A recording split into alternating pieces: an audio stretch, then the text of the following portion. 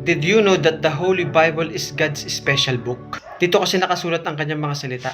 It was written ng iba't ibang tao ng Diyos who wrote by the inspiration of the Holy Spirit.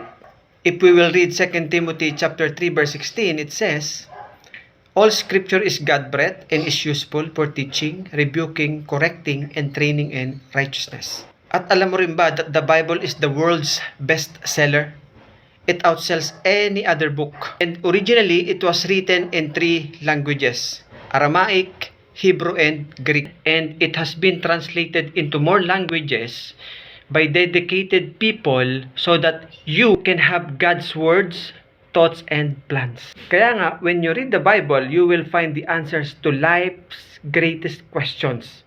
And what are those? Una, where did I come from? Saan nga ba ako galing? Saan ka nga ba galing? Saan nga ba tayo nanggaling? And second, why am I here? Bakit ka nga ba nag-i-exist? Bakit ako nag-i-exist? Bakit nga ba tayo nag-i-exist? And number 3, where will I go? Saan ka pupunta? At saan din ako pupunta? Saan tayo pupunta pagkatapos ng buhay natin dito sa mundo? Did you know the answers to that questions? If yes, type Amen. If no, see you in my next video for you to know. God bless.